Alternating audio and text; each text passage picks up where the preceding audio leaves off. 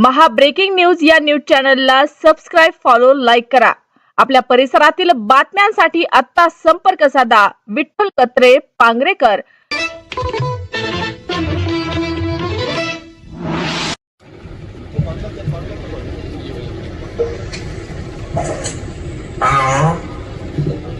Sir बोला बोला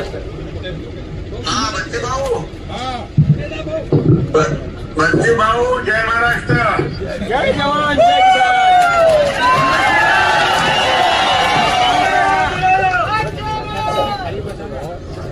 बच्चे भाऊंचा विजय असो।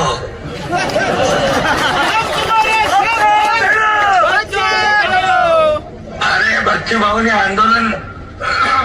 भाऊने आंदोलन केलं कर्जमाफीचं, म्हणून आम्ही मुख्यमंत्री महोदय, मी अजितदादा होते त्यावेळेस आम्ही बैठक घेतली आणि एक कमिटी केली आणि 30 जून पर्यंत अहवाल आणण्याचा निर्णय घेतला। पण या बजेटमध्ये कर्जमाफीचा निर्णय घेतला तो बच्चू भाऊनी आंदोलन शेतकऱ्यांसाठी केलं, म्हणून आम्ही तात्काळ जी घोषणा आम्ही केली होती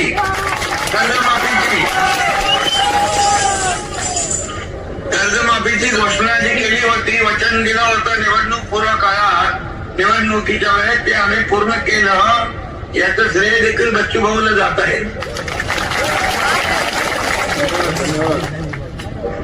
आणि बाकी आरोग्य, उद्योग, पाणी पुरवठा, आरोग्य मंत्री पण तिकडे गेले, उद्योग मंत्री पण तुमच्याकडे आहे आणि पाणी पुरवठाचे गुलाबराव पाटील आणि काही विषय जे रोजगार हमी योजनेचे आहे ते देखील आपले मंत्री सोडवतील। स्कायवॉकचा विषय आहे, मेळघाटचा विकास आहे आणि मी स्वतः मुख्यमंत्री महोदयांना देखील या बाबतीमध्ये सांगतो आणि याच्यामध्ये मी स्वतः पाठपुरावा करून मुख्यमंत्री महोदयांकडून आपण जे जे काही विषय आहेत पुढील काही विषय पॉलिसी मॅटर आहे ते आपण सोडवण्यासाठी सगळे प्रयत्न करू। पूर्ण टीम तुमच्या मताशी सहमत आहे।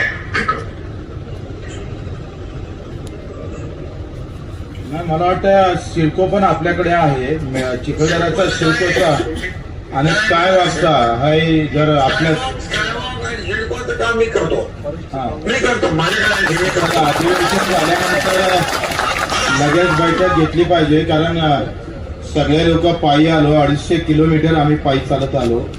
आमचा तुमच्यावर विश्वास आहे, कर्जमाफीची तुमची भूमिका या शेतकऱ्याच्या डोळ्यातली आसू पुसण्याची होती, पण आता मेळघाटचे पण आसू तुम्हाला पुसावं लागेल।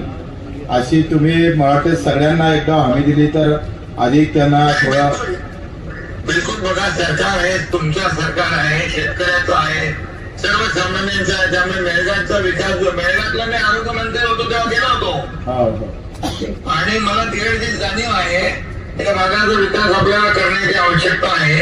आणि एक आपण आधी हे अधिवेशन संपलं की मुख्यमंत्र्यांच्या सोबत एक बैठक लावून टाकू आणि बाकी ज्या ज्या मंत्र्यांकडे विषय आहेत त्या मंत्र्यांकडून सोडून घेऊ। धन्यवाद। ओके धन्यवाद। आणि तुम्ही शेतकरी कर्जमाफीसाठी आंदोलन केलं, त्याची दखल सरकारने घेतली बघा, बरोबर? त्याबद्दल धन्यवाद।